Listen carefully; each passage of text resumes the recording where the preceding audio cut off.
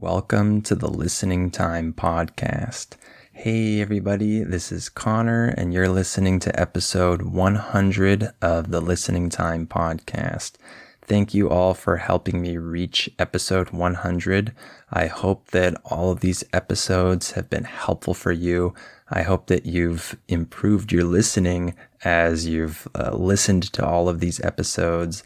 And I hope that we can continue on with this podcast for a long time. So thank you all for helping me reach this point. And of course, since this is a special episode, I'm going to do a Q&A type episode, questions and answers episode. So I took some of your questions that you asked me, and I'm going to try to answer them. I'll answer as many as I can. I think when I did the previous Q&A, I think that was episode 50, I only answered a few questions. So I wanted to do something different this time, and I wanted to answer as many as I can. And so I'll spend less time on each answer and just try to answer as many as possible. I'm sorry if I don't answer all of your questions because, of course, I don't have enough time in this podcast to do that, but I'm going to answer as many as I can. And before we start, remember that if you want to support me, if you want to help me reach episode 200 in the future, please consider becoming a Listening Time member, and you'll receive my specialized training, my listening practice seminars.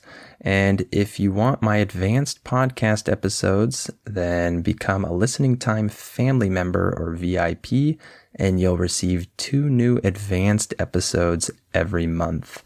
So if you want that extra content, or if you just want to help me out and support this podcast, then make sure to join my membership. The link is in the episode description below the episode.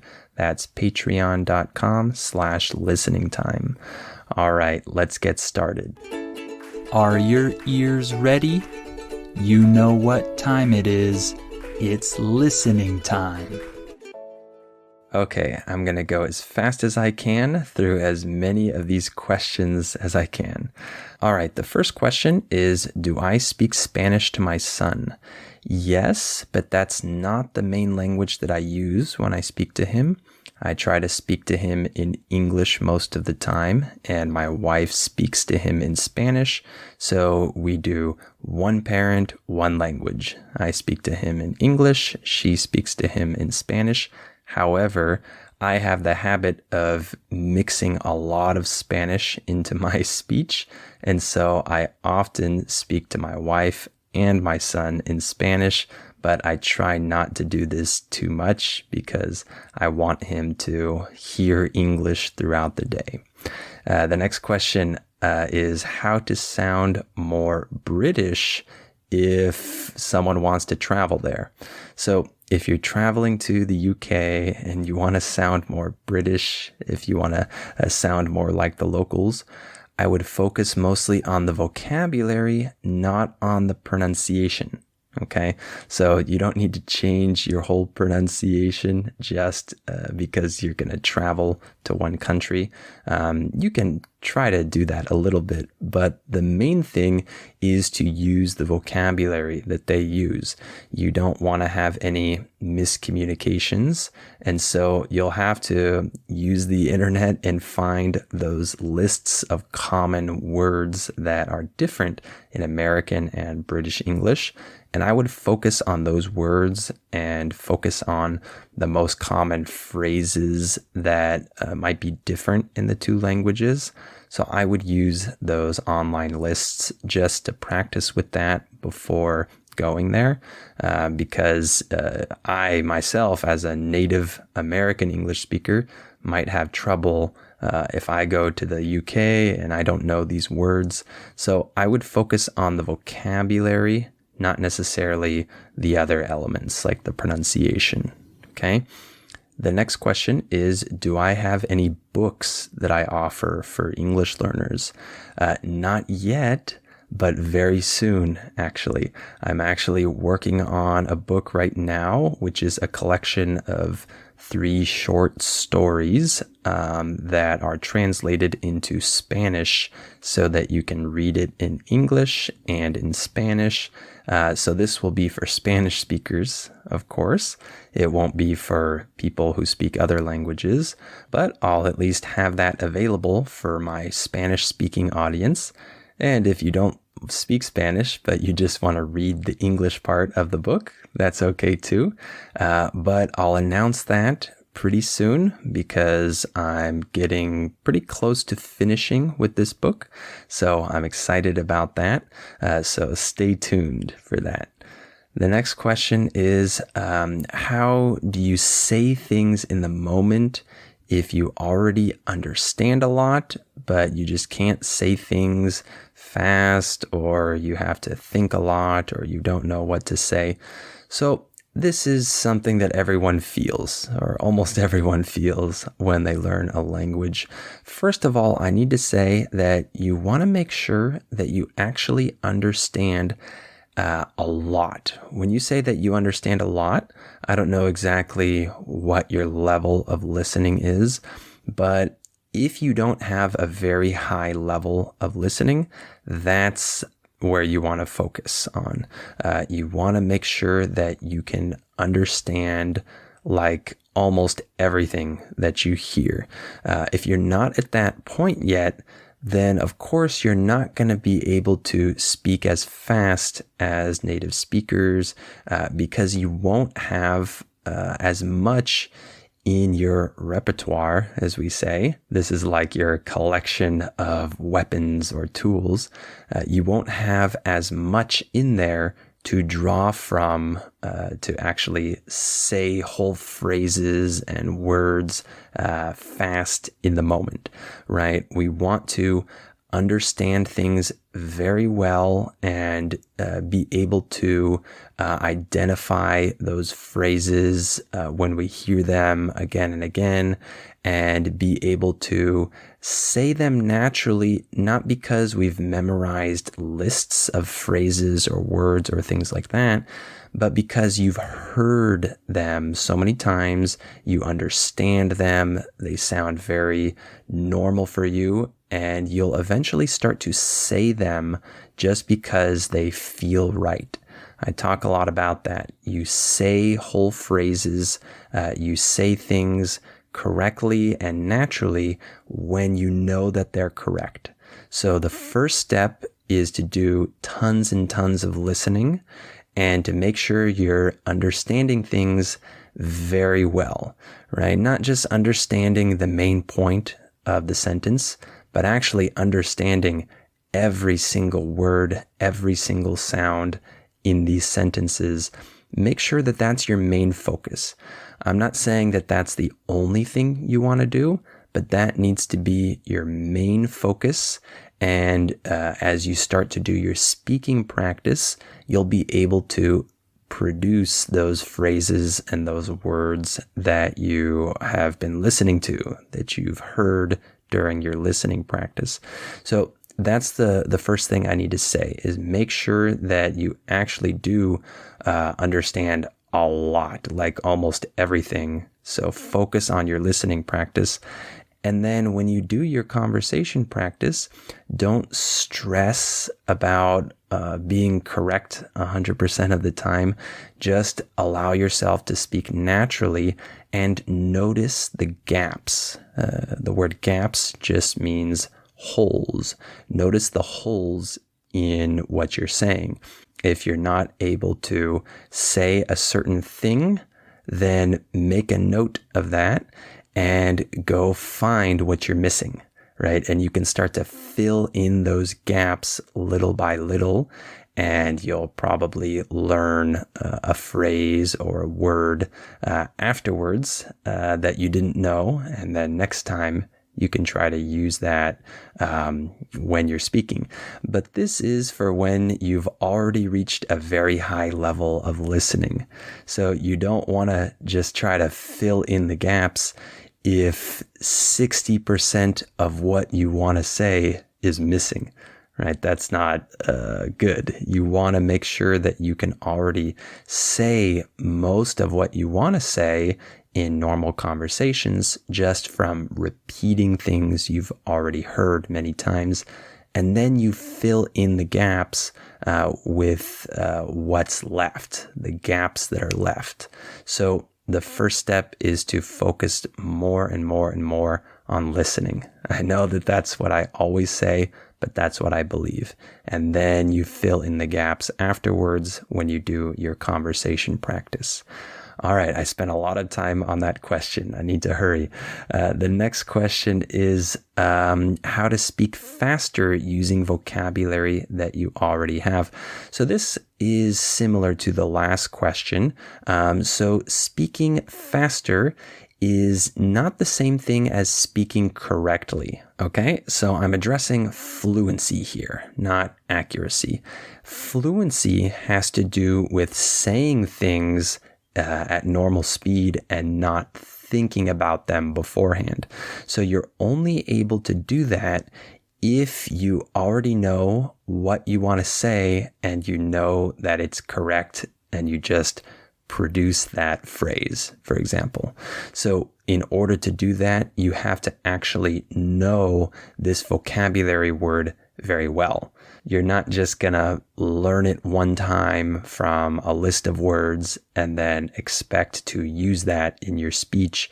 No, you'll probably have to hear that word in different contexts many different times before you can finally use it at normal speed without thinking. All right. Many people, they try to learn vocabulary actively, and then they try to incorporate all of those words into their speech. But I don't think that that's necessarily the best method. You want to learn vocabulary through input, through the things that you're listening to and reading, and you need to hear them in many different contexts.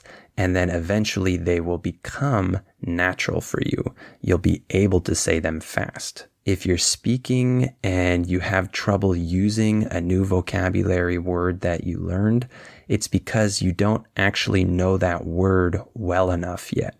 You need to hear it in more contexts, in more situations, and get more familiar with it. And then you'll be able to use it naturally in your own speech. Okay?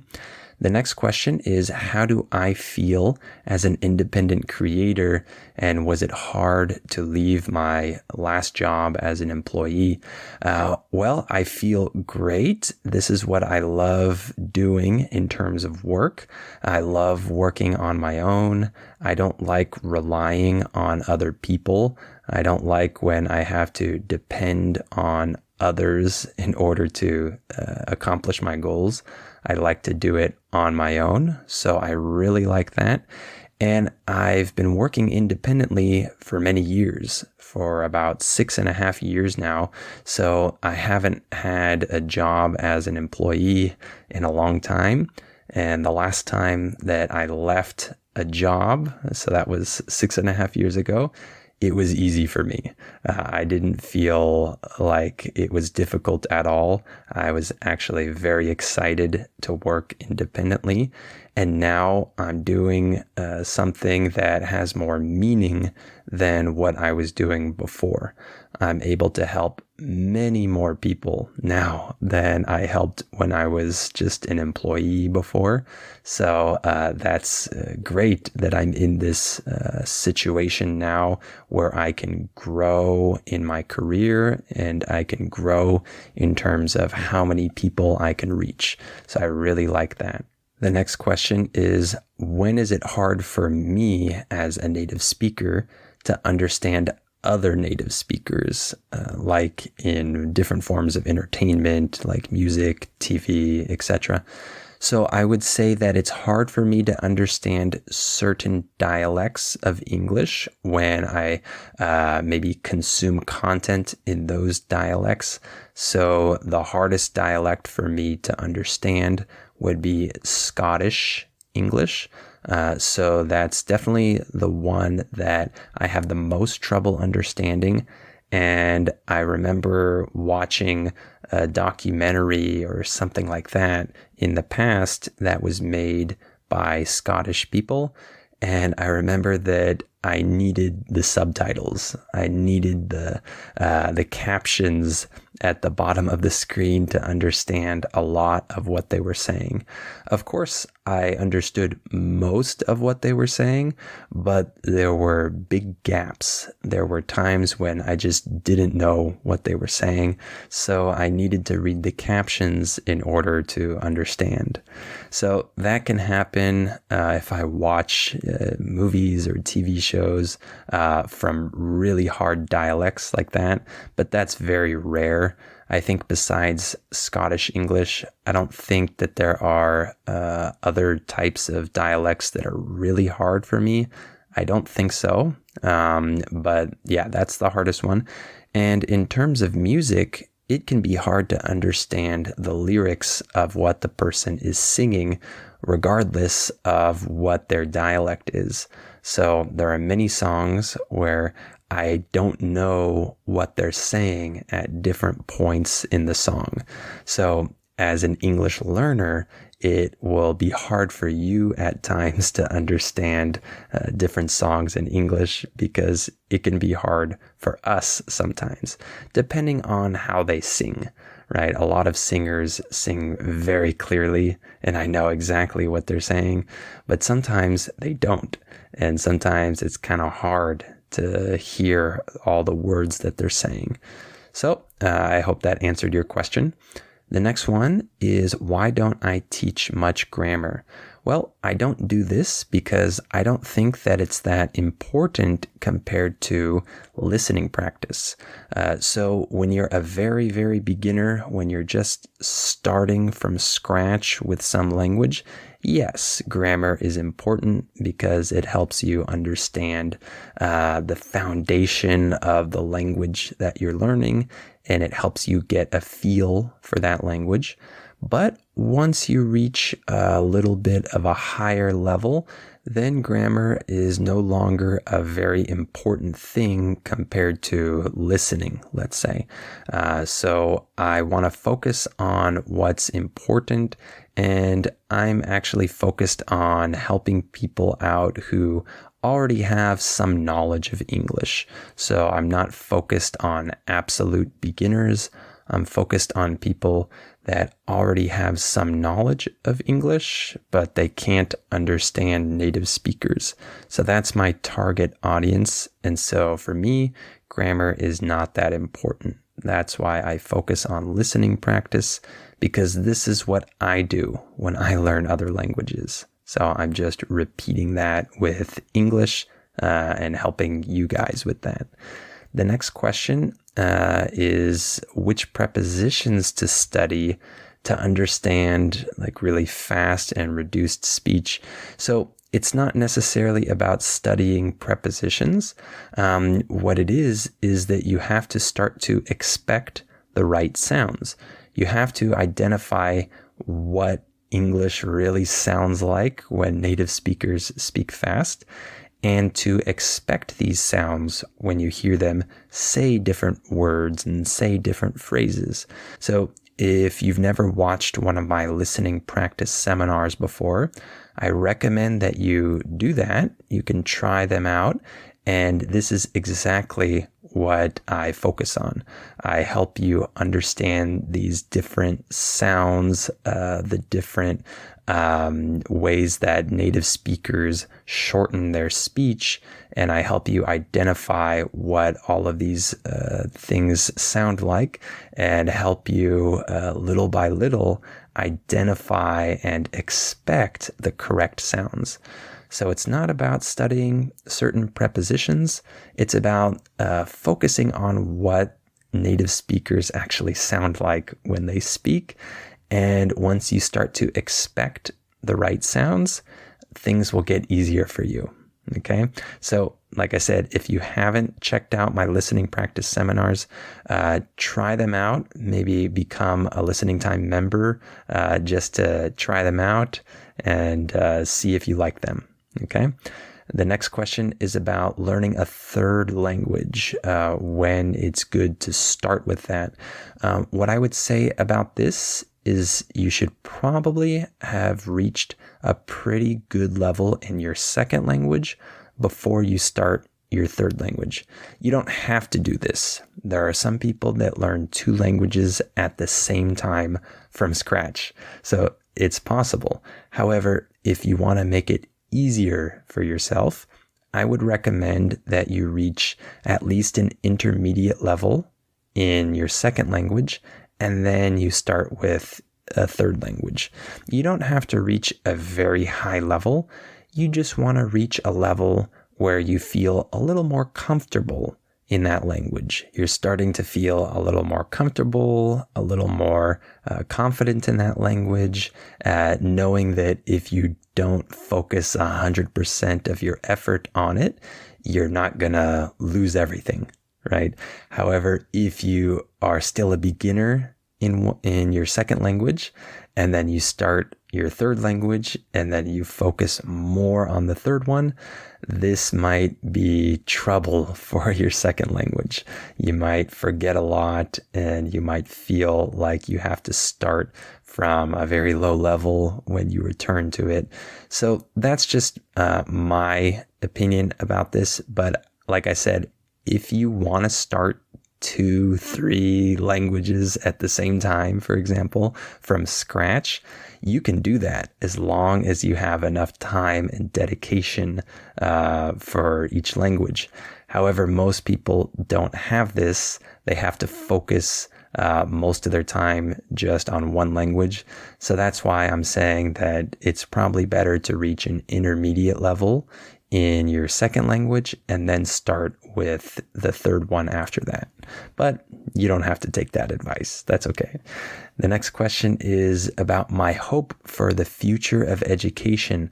So I'll address English education here, not education in general. I hope that in the future, in English classes around the world, the focus will be on input, not output. I hope that students won't be forced to just learn grammar and then produce sentences using that grammar that they learned. And I hope that they aren't forced to talk when they're not ready to talk. I hope that the focus is on actually just listening and reading interesting content in English and allowing students to actually have fun while learning and not forcing them to produce speech at an early stage. They should be focusing on listening and reading as long as possible, and then eventually they'll feel more confident to actually start talking. So I hope that that's how things are in the future for English classes. The next question is, do I speak French?